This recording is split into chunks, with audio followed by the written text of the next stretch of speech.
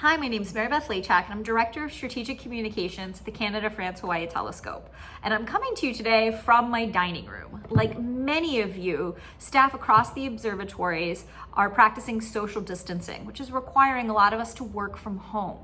Now, my job and the job of others at the observatories is to communicate astronomy to the people. So we thought, what's a good way that we could do that? Well, everyone's practicing social distancing. And that's how MKO Home was born.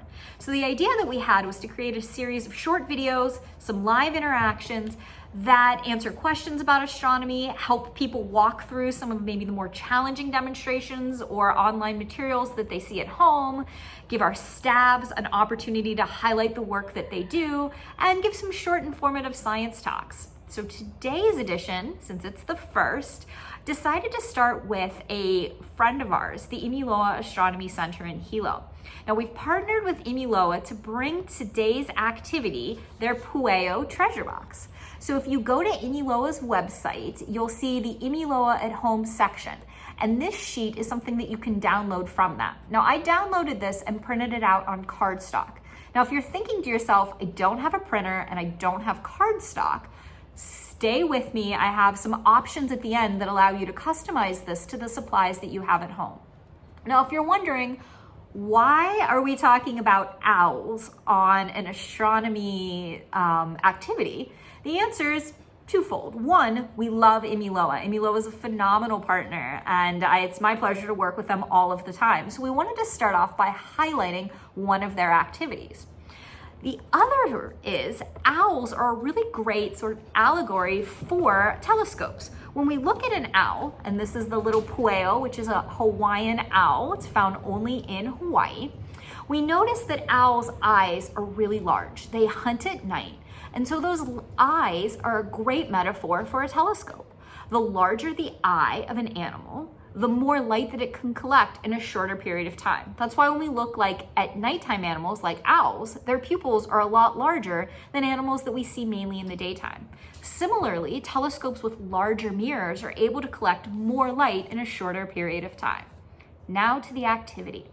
So this was the sheet that I showed you before. I've already taken the liberty of coloring and cutting it out because I figured of all of the steps, you guys would be most familiar with cutting and coloring. So now we're left with the fold. You'll notice that everything that I have remaining here is dotted lines. Now, I craft a lot, it's occupational hazard. And so generally when you start to see folds or dashed lines, that's when you're gonna start to fold. So I've pre-folded, and what we're gonna do is actually make this into a pouch, kind of like a box. Now I have the bottom part folded, and I'm gonna tape it. This is two options for you here. You could tape it like I'm doing, or you could use glue. If you're gluing, this is probably then a two-person activity. I always find that when I'm gluing, it's a lot easier to have someone else hold it for me. Now, you notice here's also a little fold that says here, fold on dotted line, apply glue. I am not gonna be applying glue right now. I'm just still gonna tape that bit as well. And what we're doing here is creating a pouch or a box that will allow you to be able to put your treasures in, your Pueo treasures. So here we have the outline shape of the box, and then at the top you'll notice that it tucks in to be able to close. Now this would be great for putting crayons. You could also put some tissues in here, clean or dirty. Now, an alternative way to do this, if you have paper, but it's not cardstock at home, you could print this out, cut it out, and then either trace it on another material. Cardboard box, for example. You could glue this whole thing on the cardboard box, or you could make it out of a thicker construction paper. Now, if you don't have a printer at all, what you can do is what I did here. I turn it right side up. I took a brown paper shopping bag, and you'll notice that most shopping bags have that fold. You could also use a brown lunch bag. And I sketched this out myself. I used the Pueo one from Imiloa as a guide. You can clearly see that drawing is not my forte. And what I went through was I folded on the same areas that you would have folded on the paper one. You can have this up on your screen or your monitor, or just have an idea of how you would make two cylinders. And when I did that, I'm able to fold the bottom here. And again, I'm using tape.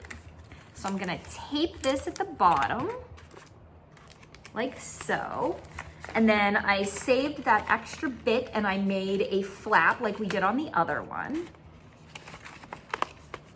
Fold that there. And so now I have my brown paper bag Pueo treasure box. It's not quite as sturdy as the one made from cardstock, but like I said, you could easily make this out of cardboard. You'll notice the dimensions aren't quite the same. Like I said, I freehanded this one. You could also decorate this any way that you wanted. And on the back is the Imiloa logo. So thank you for tuning in today to our very first edition of Maunakea Observatories at Home. Like I mentioned earlier, if you have any questions or suggestions or activities that you'd like to see demoed, please feel free to leave comments in the comment boxes. Our next episode will be Wednesday of this week, and it's the Gemini Observatory. Gemini is going to conduct an interview with an astronomer who is going to talk about mini moons that were recently announced, a discovery from the Gemini telescope. So welcome. We hope to see you again. And again, any questions or comments you have, please leave them below. Thanks. Bye.